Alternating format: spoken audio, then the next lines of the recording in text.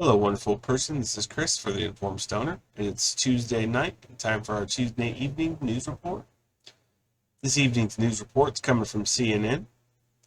U.S. Navy reconnaissance flight over Taiwan Strait draws angry response from China. Imagine that. We're doing recon and it pissed off China. Well, get over it, China.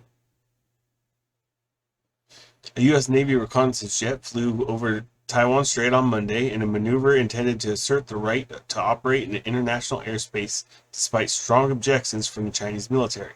Okay, international airspace. They just had balloons and crap over ours. They're going to complain about us being in international airspace. They can pound sand. In a statement Monday, the U.S. 7th Fleet said the flight of the P-8A Poseidon apologies, over the waterway that separates China and the self-ruled island of Taiwan was conducted in accordance with international law, demonstrating the United States' commitment to a free and open Indo-Pacific. As it should be, all international waterways and airways should be open. The spokesman for Chinese Eastern Theater Command of the People's Liberation Army, the PLA, Army Senior Colonel Shi Yi accused Washington by hyping the flight with inflaming tensions. Why would it inflame tensions? It's international airspace. Oh yeah, because it's China. Freaking China, man. Anyhow. The U.S. flight has deliberately disrupted the original situation and jeopardized the peace and stability across the Taiwan Strait, she said in a report on the PLA's English language website. The allegation was amplified in Chinese state media, with a story in the nationalist state-run tabloid Global Times claiming that the flight of the U.S. Navy anti-submarine warfare and surveillance jet was just another provocation aimed at stirring up troubles.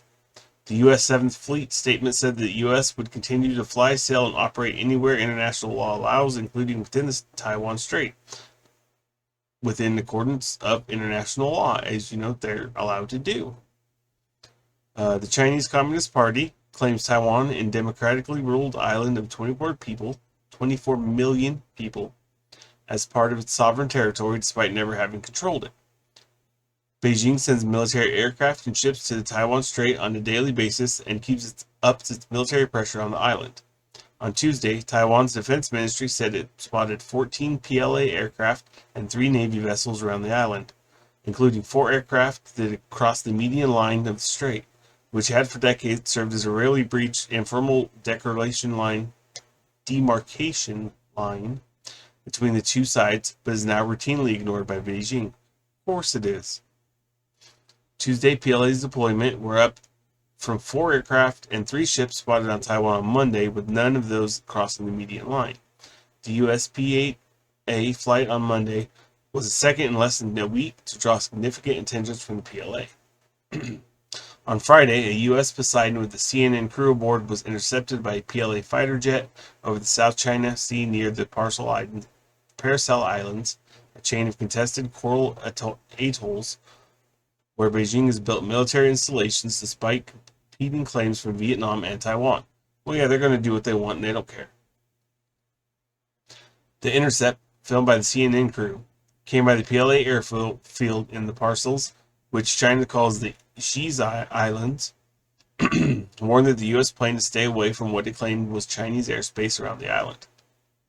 The Global Times report on Sunday said the PLA handled the encounter with the U.S. aircraft in a professional manner, but the presence of the U.S. spy plane that conducted a close-in reconnaissance of China at Chinese doorstep showed Washington, not Beijing, as the aggressor in the region, the report says.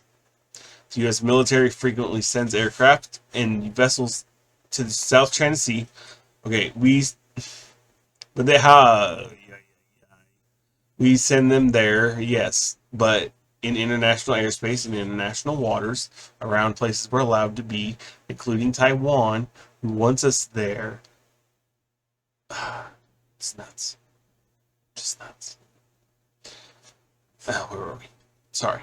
The U.S. military frequently sends aircraft and vessels to the South China Sea, the East China Sea, and the Taiwan Strait for close-in reconnaissance operations and provocation transits.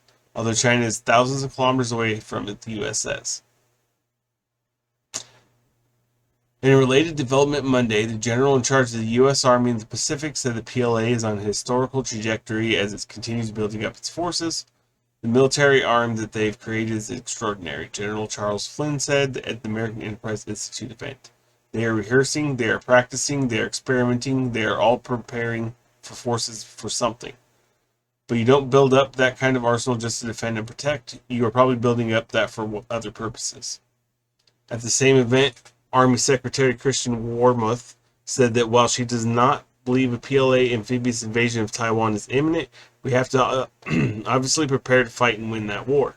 I think the best way to avoid fighting that war is in showing the People's Republic of China and countries in the region that we can actually win that war, she said.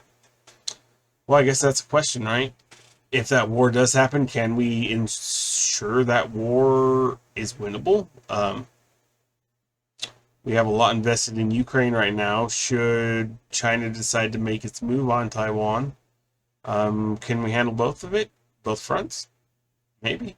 I don't know. What do you guys think? Leave some comments below and let's all have a conversation about it. Well, this has been your Tuesday evening news report.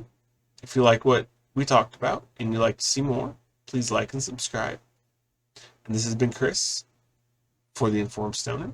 You have a great evening.